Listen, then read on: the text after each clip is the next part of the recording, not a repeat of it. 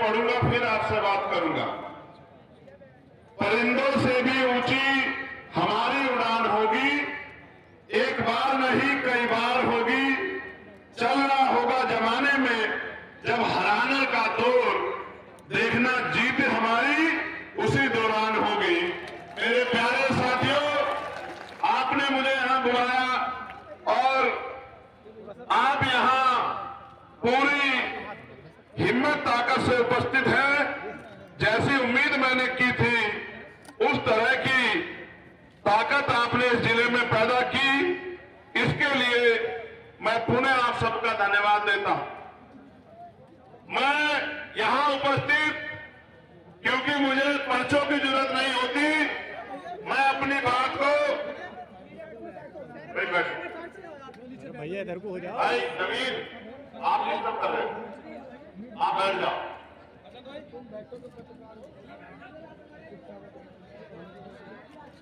मुझे पढ़ने के लिए पर्चों की जरूरत नहीं है। मेरे पास इतना संघर्ष है कि अगले 5-6 घंटे मैं आराम से आपके और अपने बीच बातचीत कर सकता हूं। इतना आशीर्वाद, इतना संघर्ष बाबा साहब अम्बेडकर, मान्यवर काशीराम साहब के आशीर्वाद से, भीम आर्मी के साथियों के सहयोग से मैंने किया। मैं सबसे ज्यादा धन्यवाद दूंगा जिनका खून में, जिन्होंने मुझे ताकत दी, अपनी माओ बहनों का, जो गांव से लेके और यहां तक जिन्होंने आके मेरे मान को बढ़ाने का काम किया और जिनके आशीर्वाद की वजह से आज मैं जिंदा हूं। मैं अपनी माओ बहनों का बहुत बहुत धन्यवाद करूंगा और आज भी उनसे कहूंगा कि दोनों हाथ उठा के आशीर्वाद दे चंद्रशेखर आजाद को। आपके ये उठे हुए हाथ बहुत सारे विरोधियों के हौसला पस्त करने के लिए काफी है। फिर मैं धन्यवाद दूंगा अपने सभी भाइयों को, नौजवान साथियों को, जिन्होंने चंद्रशेखर आजाद बनकर इस लोकसभा और बिजनौर जिले में दिन रात मेहनत करके ये सैलाब पैदा किया। एक एक साथी को मैं बहुत बहुत धन्यवाद देता हूं। हमारी पार्टी के सभी नेताओं का मैं धन्यवाद करता हूं। मैं चंद्रशेखर आजाद बहुजन समाज में जन्मे सभी संतों, गुरुओं, महापुरुषों को नमन करता हूं और नमन इसलिए करता हूं क्योंकि अगर वो महापुरुष नहीं होते तो शायद आज इस मंच पर प्राइमरी स्कूल के एक मास्टर का बैठा चंद्रशेखर आजाद खड़ा नहीं होता और आपके लिए कुर्सियां नहीं लगी होती, बहुजन समाज का मंच नहीं सजा होता। इसलिए मैं महामानव तथागतपुर से लेके संत श्रोमणी सतगुरु रविदास जी महाराज, भगवान वाल्मीकि महाराज, गुरु नानक देव, संत कबीर, राष्ट्रपिता ज्योतिबा फूले, छत्रपति साहू जी महाराज, डॉक्टर बाबा साहब अम्बेडकर, महामना रामस्वरूप वर्मा, संत गाडगे जी महाराज, नारायणा गुरु, बाबू जगदेव प्रसाद कुशवाहा, जननायक कपूरी ठाकुर, संत राम बी प्रजापति, उनके साथ साथ मान्यवर दीना भाला वाल्मीकि साहब, कोतवाल धन सिंह गुजर साहब, चौधरी चरण सिंह जी, कुंभाराम आर्य जी, महाराज सिंह भारती जी और मान्यवर काशीराम साहब को नमन करता हूं, जिनकी जयंती आज हम लोग मना रहे हैं। हमारी पार्टी में जिनका नाम जुड़ा हुआ है और जिनके सपनों का भारत बनाने के लिए और जिनके अधूरे सपनों को पूरा करने के लिए हम अपने खून का एक कतरा चुकाने के लिए तैयार हैं और उनके कारवा को कामयाब करने के लिए संघर्ष कर रहे हैं। सम्मानित साथियों, आज मैं मान्यवर काशीराम साहब से शुरू करूंगा क्योंकि आप याद करो, बाबा साहब अम्बेडकर तो चले गए थे, उनके अनुयायियों ने बाबा साहब अम्बेडकर को भुला दिया था। मान्यवर काशीराम साहब उनके बीच संघर्ष कर रहे थे। जब मान्यवर संघर्ष कर रहे थे तो काशीराम साहब के संघर्ष के दिनों में आरपीआई के बड़े नेता मान्यवर काशीराम साहब को नीचा दिखाने का काम करते थे। बार बार उनको ये एहसास कराने का काम करते थे कि वो तो नए आदमी हैं, उनको क्या पता है, बाबा साहब का कारवा तो हम लोग चला रहे हैं। लेकिन मान्यवर काशीराम साहब का उदय आप याद करो, उन्होंने बाबा साहब को उस तरह नहीं जाना जिस तरह से उनके लेफ्टिनेंटों ने जाना। उन्होंने बाबा साहब को इस तरह जाना कि जब मान्यवर दीना भाना वाल्मीकि साहब ने उनको एनिलेशन ऑफ कास्ट एक किताब दी पढ़ने के लिए, और मान्यवर काशीराम साहब ने बाबा साहब के विचारों को जाना, और उन विचारों के जानने के बाद उन्होंने क्लास 1 की नौकरी को लात मार दी। आज हमारे लोग नौकरियों के पीछे भागे फिरते हैं। मान्यवर काशीराम साहब ने नौकरी को लात मारते हुए कहा कि बाबा साहब अम्बेडकर हमें मालिक बनाना चाहते थे, हम आज भी देश में नौकर बन रहे हैं। नौकर चाहे क्लास 1 का हो या चतुर्थ श्रेणी का बहुत क्लास का हो, नौकर नौकर होता है। मैं इस देश में नौकर नहीं रहूंगा, मैं बहुजन समाज को शासक बनाने का काम करूंगा, उनकी गुलामी की बेड़ियां तोड़ने का काम करूंगा। आप महसूस करो, जिन्होंने आज उनके परिवार से हमारे मुखिया के रूप में मान्यवर दलबारा सिंह जी हमारे बीच है। मैं जब मैं पंजाब जाता हूं उनसे आशीर्वाद लेने के लिए, तो उनके मन में मैं आपको कड़वी बात कह रहा हूं, इसको दिल में लगाना मेरे लोगों। जब मैं पहली बार जेल से छूटने के बाद दलबारा सिंह जी से मिलने के लिए गया, और जब मैंने जाके वो घर देखा, आप भरोसा करो उस घर में कोई दीवार ऐसी नहीं होगी जो दीवार जिसमें जो सीलन ना हो। उस दीवारों कोई घर की एक ऐसी दीवार नहीं होगी जिसमें तीन नारी हो, उसमें टूटे हुए लकड़ी के दरवाजे और छत पे बना हुआ हाथी। और जब मैंने उसको देखा मेरा कलेजा रो पड़ा कि जिस रहमान ने अपनी पूरी जिंदगी, मैं उनसे कहूंगा कि वो आंसू ना बहाए, उनके आंसू हम लोग नहीं देख पाएंगे। मैंने जिस रहमान ने अपनी पूरी जिंदगी हम लोगों को जवान देने के लिए लगा दी, उस रहबर के परिवार को क्या देखना पड़ा। ये बात जब मैंने महसूस की, मेरे दिल में इतनी दर्द महसूस हुआ, और मैंने उसी दिन ठान लिया था कि अपने जीते जी मान्यवर काशीराम साहब के अधूरे सपने को पूरा करने के लिए जो भी योगदान होगा हम लोग करने का काम करेंगे, चैन से घर नहीं बैठेंगे। मैं इनसे मिलकर आया, और फिर मैंने वापस, जब मैं 16 महीने जेल काट के आया था, तो मैं तीसरे दिन चला गया था पंजाब, मेरा सचखंड बल्ला नमन करने के लिए, और उस मिट्टी को नमन करने के लिए, क्योंकि मैंने जेल के दिनों में मान्यवर काशीराम साहब को पढ़ा, और जब मैंने उनको पढ़ा तो मुझे एहसास हुआ कि अपने लिए तो हर कोई जीता है, अपने समाज के लिए जीना, दूसरों के लिए जीना, इसको जिंदगी कहते हैं। जिन्होंने अपनी पूरी जिंदगी बिता दी हम लोगों के लिए, सारे पदों को ठोकर मार दी, ऐसे रहबर के घर जाके उनको नमन किया जाए। लेकिन सगाने साथियों, दर्द अपनी जगह है, लेकिन आप संकल्प देखो। मैं आपको भी कहना चाहता हूं, आज के नौजवान नेताओं को, अगर आपको मिशन चलाना है तो बिना मान्यवर काशीराम साहब को पढ़े आप मिशन नहीं चला सकते उस देश में। क्योंकि क्या किसे कहते हैं, अपमान सहना किसे कहते हैं, आरोपों का सामना करना किसे कहते हैं, और अपने लोगों के लिए हर एक चीज को निछावर करना किसे कहते हैं, और दुख तकलीफें सह के अपने लोगों को पैरों में खड़ा करना किसे कहते हैं। ये सीखना हो तो मान्यवर काशीराम साहब से सीख। मैंने तो उनको गुरु माना, और जिस दिन से गुरु माना मैंने पीछे पलट के नहीं देखा मेरे साथ। मैं जब यहाँ आया था नगीना, आज हम उनकी 90वीं जयंती मना रहे हैं, लेकिन जब मैं नगीना आया तो सिर्फ यहाँ जिले की टीम थी, भीम आर्मी आजाद समाज पार्टी की, और कुछ सीनियर नेता थे।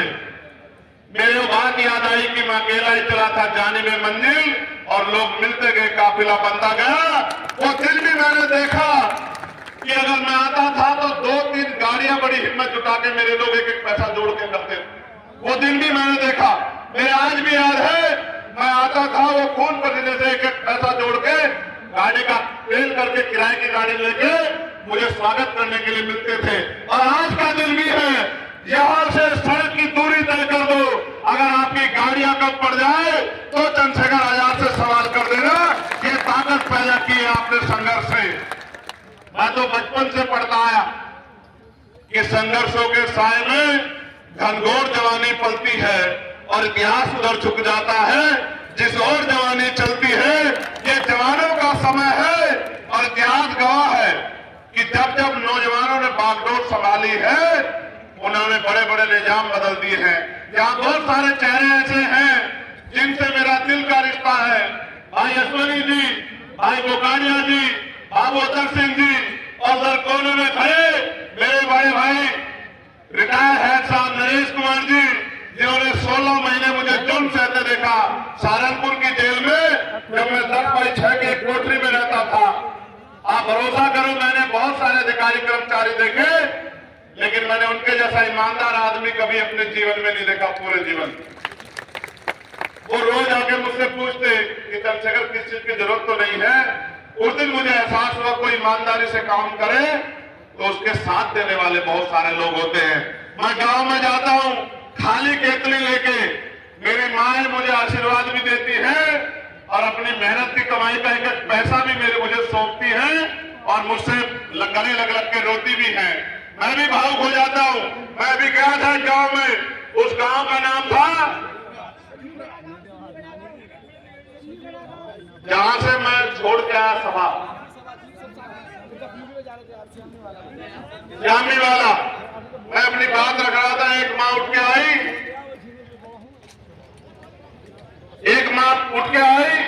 और मुझसे गले लग के रोने लगी। मुझसे कहा कि हम सारी उम्र ऐसे ही गरीब रहेंगे, भूखे नंगे रहेंगे, और रोने लगी। मैंने उसको कहा मेरी माँ रो मत, क्योंकि तेरे आंसू नहीं देख पाऊंगा। और फिर मैं भी भावुक हो गया, मैं सभा छोड़ के चला आया, ये कहते हुए कि मैं फिर किसी दिन आऊंगा। मैं आपसे कहना चाहता हूं, आपके रोने, तकलीफ में रहने, गरीबी में रहने, परेशान रहने के दिन खत्म होने वाले हैं। मेरी बात को आप याद रखना। मैं नगीना के लोगों से नहीं कह रहा हूं, मैं देश में रहने वाले हर गरीब, कमजोर, किसान, मजदूर, दलित, पिछड़े, आदिवासी, मुसलमान और हर बहन बेटी से कह रहा हूं, हर न्याय पसंद व्यक्ति से कह रहा हूं कि याद रखना मेरी बात को, कि अभी चंद्रशेखर आजाद शुरुआत कर रहा है। पहली बार पूरी मेहनत से हम लोग चुनाव लड़ रहे हैं। बताओ झूठ बोल रहा हूं, सच बोल रहा हूं? बताओ। हमसे पहले जो भी चुनाव लड़े, हवाई लड़े। मुझसे मीडिया के लोग कहते हैं चंद्रशेखर आजाद आपकी जमानत जब्त हुई थी। मैं उनसे कहता हूं मुझे बड़ी खुशी है कि मेरी जमानत जब्त हुई। मेरे लोगों ने भी देखा कि मेरी जमानत जब्त हुई, लेकिन जिस दिन मेरी जमानत जब्त हुई मैं घर में पढ़ के रोया नहीं। मैंने उसी दिन कलम में उठा के लिखा कि इस जमानत जब्त को सम्मान में बदलना है, इस जमानत जब्त को ताकत बनाना है। क्योंकि मैंने ये भी बताया कि जब मैं गोरखपुर लड़ने गया था तो मुख्यमंत्री को बताने के लिए गया था कि जहां सब लोग नेता घुटने टेक देंगे, तुम्हारा मुकाबला चंद्रशेखर आजाद से होगा। इस बात को याद रखना। जब कांटा निकलता है, चाहे छोटा हो या बड़ा, घाव जरूर करता है। घाव तो है, घाव तो है आरएसएस, भारतीय जनता पार्टी के लोगों को, वरना आपके चंद्रशेखर आजाद पे गोलियां चलाने की नौबत नहीं आती। मेरी बात को आप याद रखना। अगर गोलियां चंद्रशेखर आजाद पे चलती है, उसका एकमात्र कारण है कि घाव हुआ है, जख्म नासूर बन रहा है। ये जख्म और मजबूत होगा, क्योंकि आपने हजारों साल इस देश में जुल्म, जाति, बेबसी की जिंदगी जीने के लिए हमें मजबूर किया। हमारे आंसू किसने नहीं देखे? मेरी इस बात पे गौर करना नौजवानों, यहां सारी पार्टियां थी। आप महसूस करो कि बाबा साहब अम्बेडकर ने पार्टी क्यों बनाई। यहां कांग्रेस भी थी, यहां लेफ्ट भी था, यहां अकाली दल भी था, यहां जनसंघ भी था। फिर ऐसा क्यों हुआ कि बाबा साहब अम्बेडकर को पार्टी बनानी पड़ी? उसका एकमात्र कारण यह था कि बाबा साहब अम्बेडकर को यह महसूस हो गया कि ये दल हमारा भला नहीं कर सकते, इनके जरिए हमारा भला नहीं हो सकता है। हमें अपना दल बनाना होगा और उसमें बल पैदा करना होगा और बल से समस्या का हल करना होगा। इसलिए माननीय बाबा साहब अम्बेडकर ने पार्टी बनाई। 3 पार्टियां उन्होंने बनाई, लेकिन जांच करो 18 मार्च 1956 को, 18 मार्च 1956 को जब आगरा में उन्होंने भाषण दिया तो क्या कहा कि मुझे मेरे पढ़े लिखे लोगों ने धोखा दिया। इस कारवा को तमाम तरह के अन्याय आरोप सहके, तमाम तरह की मुसीबतों का सामना करके मैं यहां तक लेके आ पाया हूं। अगर आप इसे आगे न बढ़ा पाओ, इसको पीछे मत जाने देना। और एक और बहुत कीमती बात बाबा साहब अम्बेडकर ने उस दिन कही थी, वो बात ये थी कि मैं बूढ़ा हो चला हूं, बीमार रहता हूं, जो करना चाहता था उसका 1% भी नहीं कर पाया। गांव में मेरे लोग भूख प्यास से लड़ रहे हैं, जाति के आधार पर जुल्म से लड़ रहे हैं। अब मैं गांव की तरफ चलूंगा, मगर मैं ये महसूस करता हूं कि मुझे अपने चारों ओर एक भी नौजवान ऐसा दिखाई नहीं देता जो इस तंबू का बंबू बनके इस आंदोलन को आगे बढ़ा सके। अगर एक भी नौजवान ऐसा पैदा हो जाए या एक भी नौजवान ऐसा खड़ा हो जाए तो डॉक्टर अम्बेडकर भी चैन से मर सके। उस समय चंद्रशेखर पैदा नहीं हुआ था, वरना उसी समय बाबा साहब अम्बेडकर के आंसुओं को पूछने का काम करता चंद्रशेखर आजाद। लेकिन अब चंद्रशेखर आजाद है, अब बीमार भी है, अब आजाद समाज पार्टी है। अब आपके आंसू ज्यादा दिन आपकी आंखों से नहीं बहेंगे, इस बात को आप मेरी याद रखना। जो बात बाबा साहब कह के गए, उनके परिवार में पैदा नहीं हुए। मान्यवर काशीराम साहब वो पंजाब में पैदा हुए, बाबा साहब मध्य प्रदेश में पैदा हुए थे। लेकिन काशीराम साहब के वो बात समझ में आई, और जो बात काशीराम साहब के समझ में आई उन्होंने लोगों तक पहुंचाई। ये वो धरती है जिन्होंने मान्यवर काशीराम साहब की बात को सबसे पहले पहरा दिया, सबसे पहले ताकत दी, सबसे पहले हिम्मत दी। और यहां से हमारे पुराने नेता को एमपी बना के लोकसभा में भेजा, मगर जिन लोगों ने लोकसभा में भेजा उनके हिस्से में कुछ भी नहीं आया। आज भी ओमपाल जी जिक्र कर रहे थे कि भाई नगीना के लोग, बिजनौर के लोग ये कहते हैं कि हम तो सबको ताकत देते हैं, लेकिन कोई हमारे बारे में नहीं सोचता, कोई हमारे बारे में नहीं सोचता। मैं आपको विश्वास दिला के कहता हूं कि जिस तरह से मां की सेवा की जाती है, इस तरह से मैं नगीना, लोकसभा और बिजनौर जिले के लोगों की सेवा करने का काम करूंगा। मेरी बात को आप याद रखना।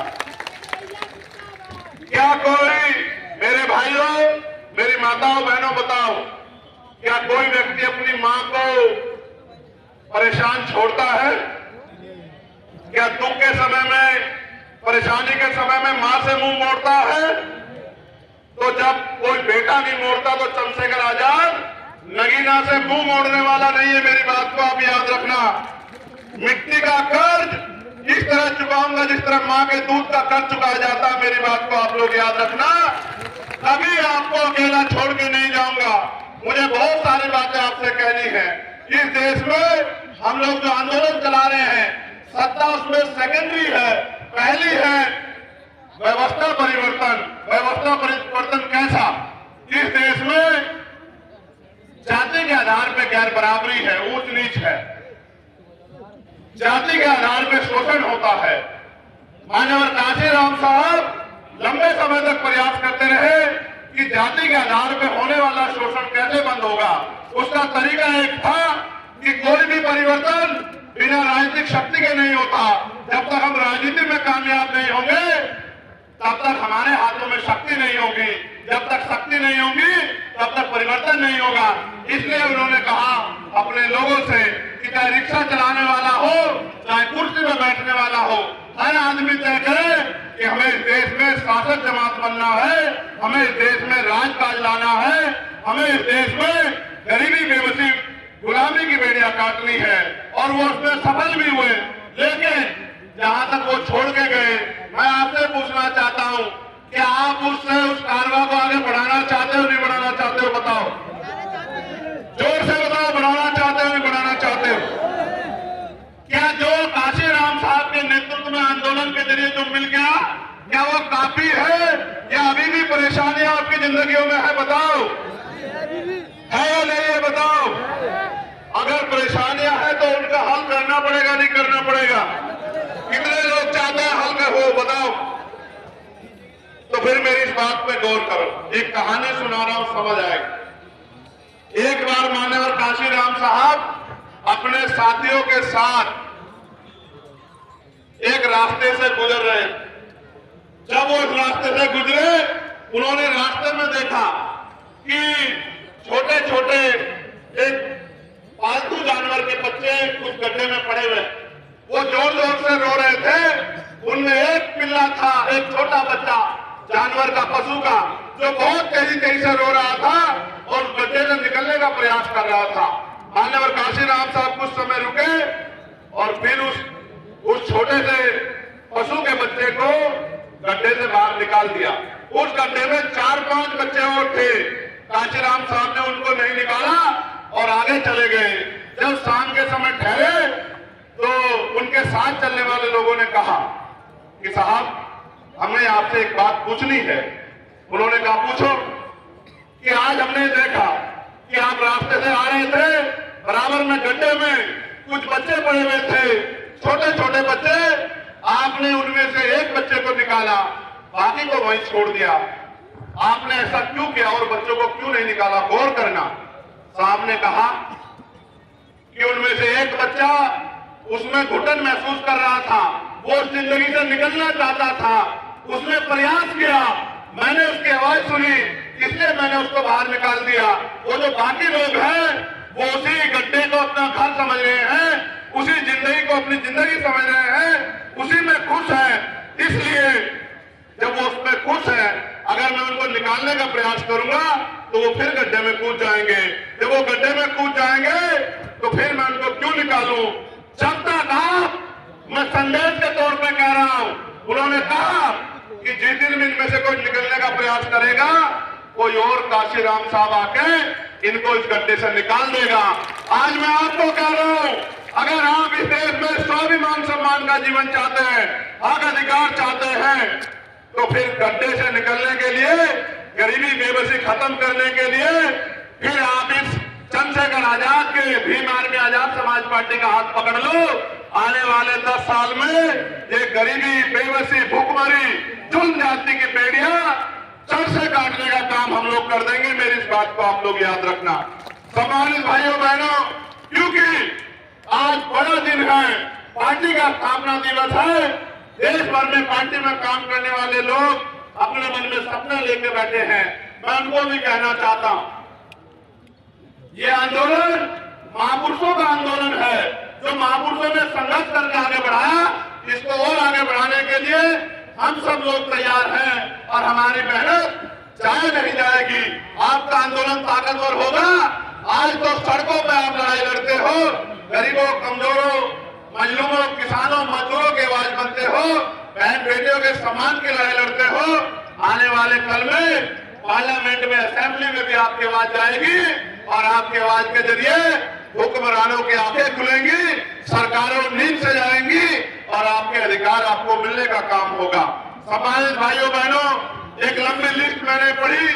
ये सब लोग वो लोग थे जिन्होंने इस क्षेत्र में मेहनत की है, जिन्होंने इस क्षेत्र में काम किया है। बहुत सारी समस्याएं मेरे सामने रखी है, लेकिन मैं एक बात पर आपका ध्यान आकर्षित करना चाहता हूं। चंद्रशेखर भैया जिंदाबाद, जिंदाबाद। चंद्रशेखर भैया जिंदाबाद।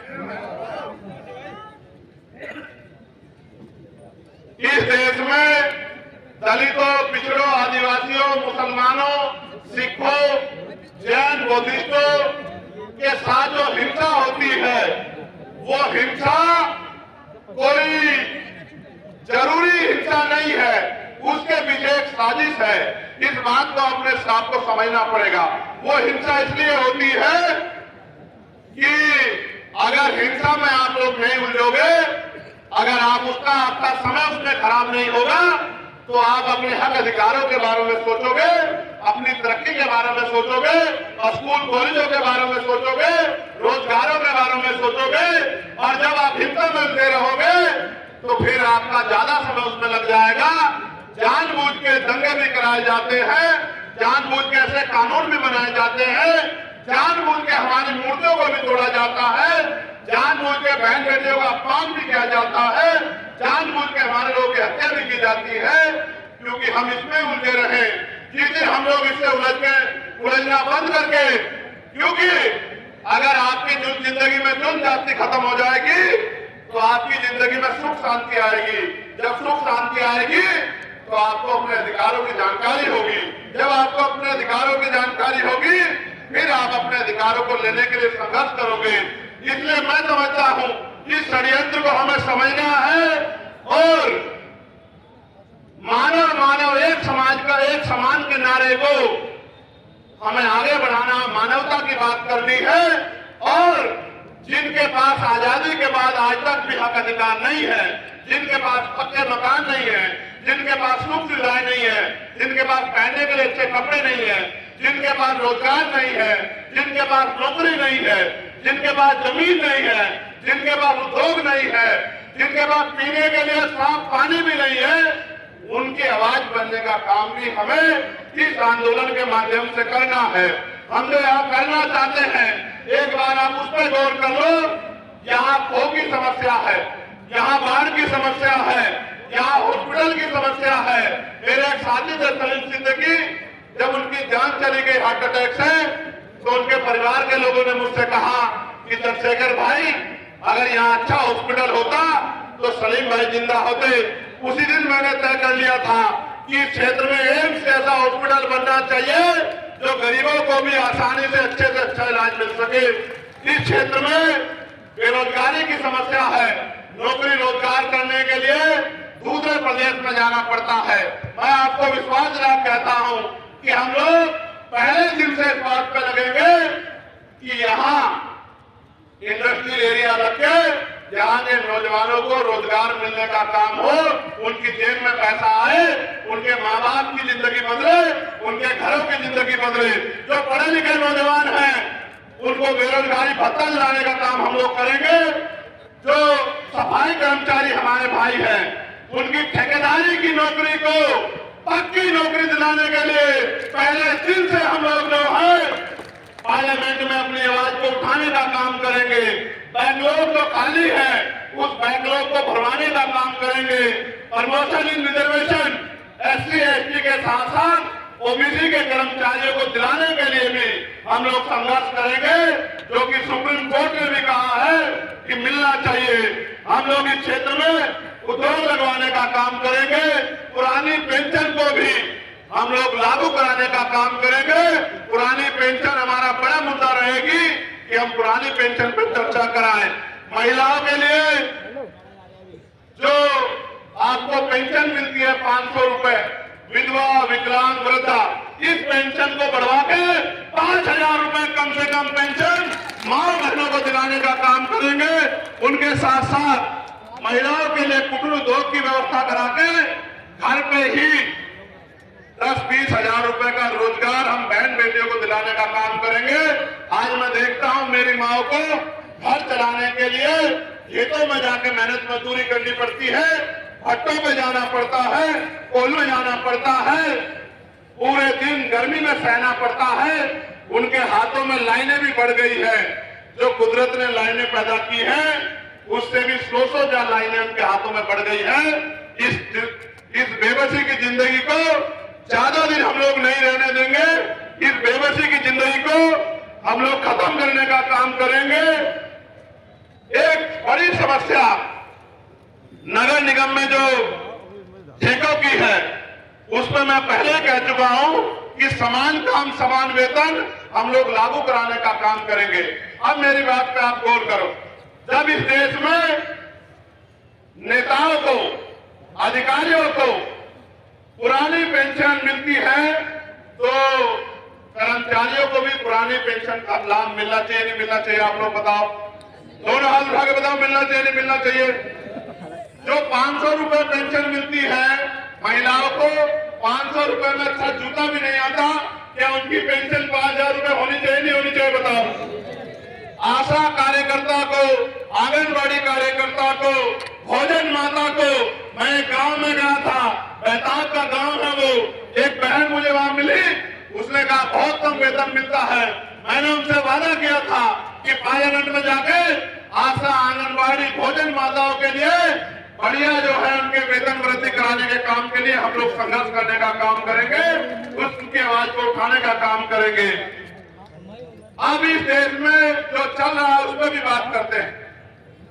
अभी इस देश में आपने देखा पैसे के आधार पर सत्ता और सत्ता के जरिए पैसा का कितना बड़ा खेल सुप्रीम कोर्ट ने उजागर किया कि इलेक्ट्रल बॉन्ड के जरिए हजारों करोड़ रुपए का जनता चंदा भारतीय जनता पार्टी ने ईडी लगवा के, सीबीआई लगवा के तमाम कंपनियों से लेने का काम किया और उसी पैसे को चुनाव में खर्च करके सत्ता में आने का काम किया। अभी अभी इनका झूठ बेनकाब हुआ कि किस तरह से सरकारी मशीनरी का दुरुपयोग किया। आप महसूस करो, पहले सरकारी नौकरी आती थी, अब सरकारी नौकरी बाद में आती है, पहले पेपर लीक हो जाता है। अभी पुलिस की भर्ती का पेपर लीक हुआ, 48 लाख बच्चों ने दिया और 400 रुपए पर बच्चे के हिसाब से 200 करोड़ रुपए इन्होंने कमाए और पेपर लीक करा के उन बच्चों के सपनों को उन्होंने खत्म करने का काम किया।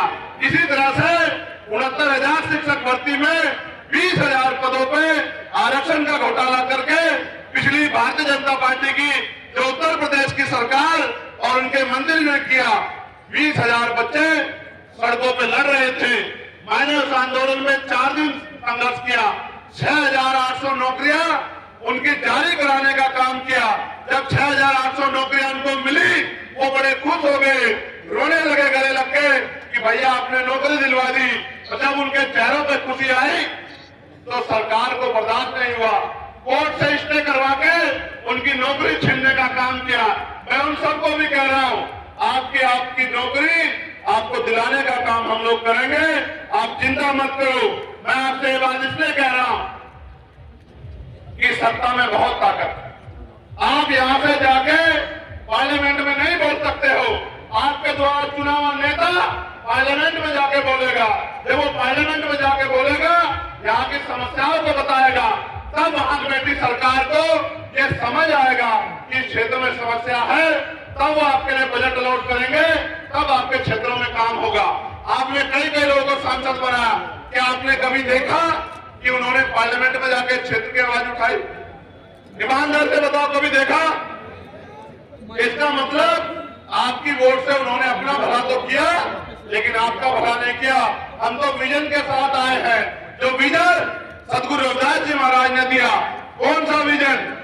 कि ऐसा चाहूं राज में जहां मिले सबन्नु अन्न और छोटे बड़े सब संग से रविदास रहे प्रसन्न। कि राज ऐसा होना चाहिए जहां कोई छोटा बड़ा ना हो, जहां कोई ऊंच नीच ना हो, जहां कोई भेदभाव ना हो, जहां किसी बहन बेटी का अपमान ना हो, किसी को खाने के लिए अन्न की दिक्कत ना हो, सर ढकने के लिए कपड़े की दिक्कत ना हो, सर ढकने के लिए छत की दिक्कत ना हो, पीने के लिए साफ पानी की दिक्कत ना हो, किसी बहन बेटी का अपमान ना हो, किसी की हत्या ना हो, सब लोग खुशहाल हो। उस राज को नाम दिया बेगमपुरा राज। बेगम का मतलब होता है बिना गम का राज। बिना गम का राज आए, इसलिए हम लोग संघर्ष कर रहे हैं कि हर एक व्यक्ति खुशहाल हो। उसी राज को बाबा साहब अम्बेडकर संविधान में लिखे गए हैं कि देश में कोई भी छोटा बड़ा नहीं होगा, किसी के साथ ऊंच नीच भेदभाव नहीं होगा। इसलिए भारतीय संविधान को आज बचाने की जरूरत है। अभी अभी भारतीय जनता पार्टी के एक नेता ने बयान दिया। बयान यह था कि हमें 400 सीटें दे दो, हम संविधान को बदल देंगे। मैं धरती से कहना चाहता हूं नगीना की प्रधानमंत्री जी को की तरफ इशारा करते हुए, उनको समझाते हुए, पूरी आरएसएस, पूरी भारतीय जनता पार्टी जितने जोर है लगा लो, जितने जोर है लगा लो। संविधान बदलना तो बहुत दूर की बात है। संविधान की तरफ अगर आंख उठा के भी देखी तो इतिहास नहीं, भूगोल भी बदल के रख देंगे। मेरी बात ये संविधान आरएसएस के लोगों ने कभी पसंद नहीं किया,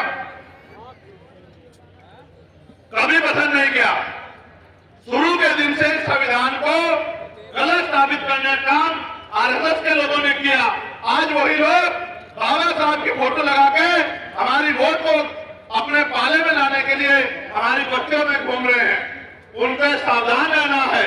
वो बाबा साहब की फोटो दिखा के और 2 किलो 4 किलो राशन देके हमारे वोट के हथियार को, जो हथियार बाबा साहब दे गए हैं, उस हथियार को अपने पाले में लाने का काम करना चाहेंगे, जिससे कि भारतीय संविधान को कमजोर कर सके। क्या भारतीय जनता पार्टी की मदद तो नहीं करोगे? दोनों हाथ लगा के बताओ। अगर आपका रिश्तेदार भी भारतीय जनता पार्टी से आए तो उसकी मदद तो नहीं करोगे? मैं आपको ये कहना चाहता हूँ कि देश में बहुत लंबे समय से हमारा आंदोलन जो महापुरुषों का आंदोलन चल रहा है 100 साल से ज्यादा हो गए और 100 साल में हम यहाँ तक आ पाए हैं। अभी बहुत काम बाकी है, हमें उसको आगे बढ़ाना है। आज हमारे अधिकारी कर्मचारी दफ्तरों में जातिवाद के शिकार होते हैं। कल ही मैंने एक दरोगा का वीडियो देखा जो कह रहा था कि मेरे साथ मेरा अपमान हो रहा है, मुझे जातिगत शोषण करना पड़ रहा है। यानी कि इस देश में अभी भी हमारी सामाजिक हैसियत नहीं बदली। मैंने तो लंबे समय से उनको भी कहा कि आप भी हमारे साथ जुड़ जाओ। जब आप हमारे साथ जुड़ जाओगे तो कोई भी अधिकारी कर्मचारी आपका शोषण नहीं कर पाएगा। आज फिर मैं कह रहा हूँ SC ST OBC के कर्मचारियों से कि वो जल्दी से हमारे सामाजिक आंदोलन का हिस्सा बन जाए। आपकी तरफ भी हम किसी को आंख उठाने नहीं देंगे, आपके हितों की रक्षा करेंगे।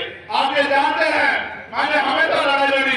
16 महीने जेल काटने के बाद जब दिल्ली में गुरु घाट आ गया तो हमने 66 दिन जेल काटी।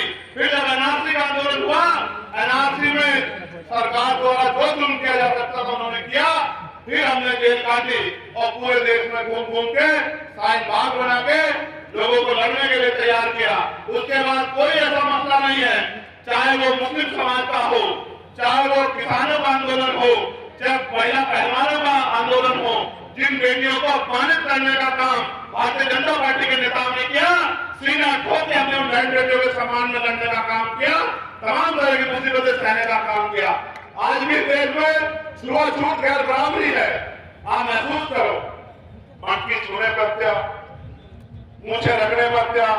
अभी आगरा में घोड़ी में बैठने का आगरा राजधानी है हमारी, हमारे प्रदेश के अध्यक्ष वहीं से आते हैं।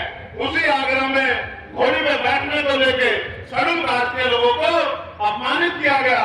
उसके साथ साथ अभी मध्य प्रदेश में शिव मंदिर जाने के लिए वाल्मीकि समाज के लोगों को अपमानित करने का काम इन्हीं भारतीय जनता पार्टी के नेताओं ने किया। ये होते हुए देश में इस देश को बेचने वाले गोली गोली करके सारे सरकारी उपकरणों को अडानी अंबानी को बेचने वाले, अडानी अंबानी के गुलाम होते हुए देश को बर्बाद करने वाले, हम अपने देश की रक्षा करना जानते हैं। हम अपने देश को कमजोर नहीं पड़ने देंगे। आज हमारे बहुत सारे साथी देश भर में मोर्चा लेके खड़े हैं। हम ईवीएम के खिलाफ भी लड़ रहे हैं, इलेक्ट्रल बॉन्ड को भी बेनकाब कर रहे हैं। पूरे देश में हमारा संगठन है, हमारी यूनिट है। भाई जावेद भाई, हिजाब भाई, सलीम भाई, सीओ कल्याण सिंह जी, तमाम हमारे साथी, हिमांशु जी, महक सिंह जी, तमाम हमारे साथी अन्य अन्य प्रदेशों में आंदोलन को मजबूत कर रहे हैं। एक झटके की जरूरत है कि आंदोलन का पटल ऊंचा हो जाए। ये पटल ऊंचा करने की जिम्मेदारी नगीना लोकसभा के लोगों के ऊपर है। अगर नगीना लोकसभा के लोगों ने तय कर लिया तो आंदोलन को आगे बढ़ने से कोई नहीं रोक सकता है। और आंदोलन को कामयाब करने की जिम्मेदारी जब नगीना के लोगों पर है तो नगीना के लोगों को कमर कस लेनी चाहिए। जब नगीना के लोग कमर कस लेंगे फिर कोई मतलब नहीं बैठता कि कोई भी साजिश, कोई भी षड्यंत्र आजाद समाज पार्टी को यहाँ कामयाब होने से रोक पाए। मैं आपको विश्वास लगा के कहता हूँ कि जिस तरह का बल मैंने दलित समाज के लोगों में देखा है, जिस तरह का बल और प्यार मैंने पिछड़े वर्ग के लोगों में देखा इस लोकसभा में, जिस तरह का बल और प्यार मैंने मुस्लिम समाज के लोगों में देखा, जिस तरह का बल और प्यार मैंने किसान समाज के लोगों में देखा, आप विश्वास करो, चाहे मीडिया कुछ भी दिखा दे, हर कोई जानता है कि बिना किसी की मदद के चंद्रशेखर आजाद समाज पार्टी नगीना लोकसभा को 1 लाख वोटों से भी ज्यादा वोटों से जीत रही है। इस बात की खबर सबको है। यहाँ की इंटेलिजेंस की रिपोर्ट देखो, यहाँ की दूसरी पार्टी की रिपोर्ट देखो, सबकी रिपोर्ट ये कह रही है कि चंद्रशेखर आजाद अकेला नहीं लड़ रहा है, उसका पूरा दलित, पिछड़ा, मुसलमान, किसान समाज, उसकी बहनें माए, उसके नौजवान भाई, उसके बुजुर्ग पगड़ी की बात समझ के इस चुनाव को लड़ रहे हैं। उनको कोई भी षड्यंत्र नहीं रोक पाएगा। लेकिन जैसा मैं जानता हूं कि लंबे समय तक इन्होंने षड्यंत्र के दम पे हमारे ऊपर राज किया है।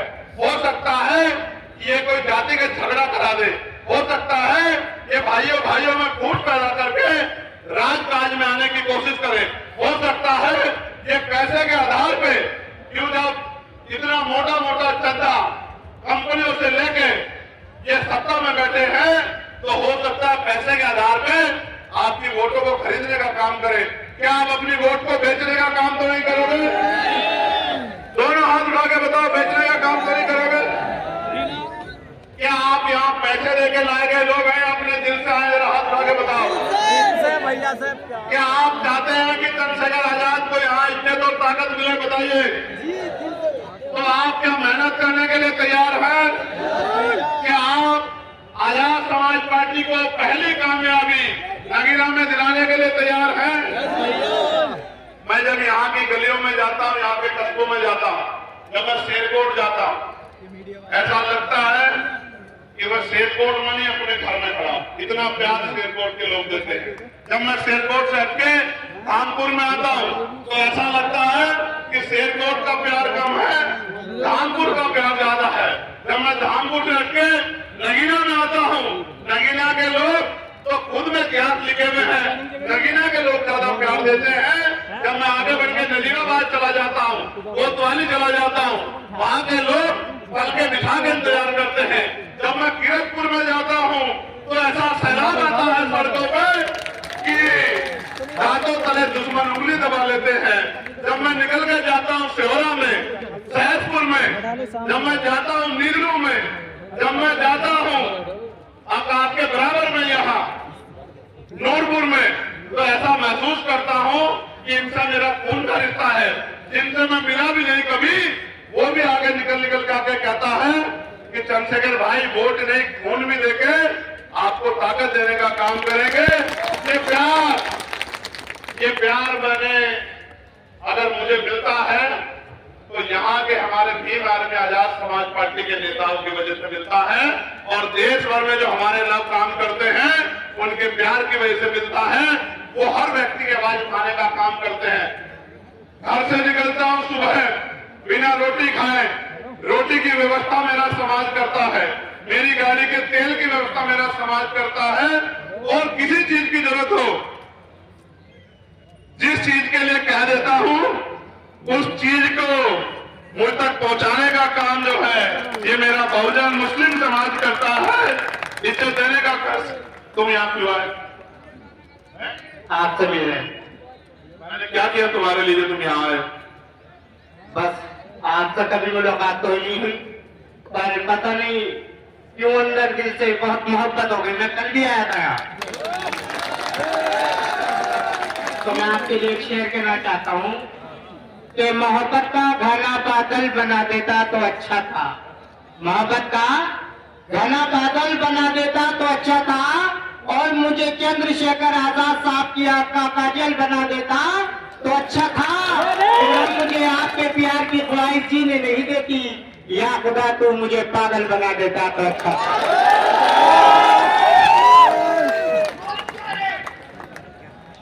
ये अकेला नहीं है, ये अकेला नहीं। मैं जब इस लोकसभा में जाता हूँ तो मैं दीवानगी की हद देखता हूँ, दीवानगी की हद। आप बैठ जाओ, इसको देखने के लिए खड़े होने की जरूरत नहीं है। इसको देखने के लिए मैंने उसको ऊंची कुर्सी में बिठा दिया, देख लो। मैं जब जाता हूँ इस लोकसभा में, ऐसे ऐसे प्यार करने वाले लोग मिलते हैं, मैं सोच नहीं सकता। अगर मैं आपसे कुछ कहना चाहता हूँ, आप इजाजत दोगे तो कहूँ? आप शांत हो जाओ तभी कह पाऊंगा, जब आप लोग शांत हो जाओ। इधर के लोग तो खड़े हो गए, ये वाले लोग बैठेंगे तभी कहूंगा, बीच वाले लोग जब तक ये नहीं बैठेंगे नहीं कहता। बिल्कुल बैठ जाओ, जल्दी बैठो। बैठो भैया, बैठो।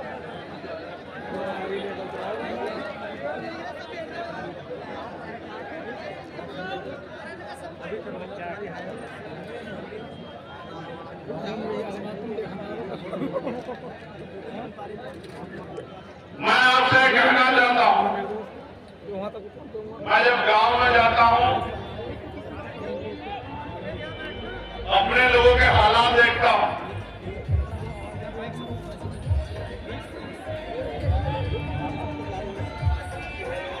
बैठ जाओ, हो जाएगा।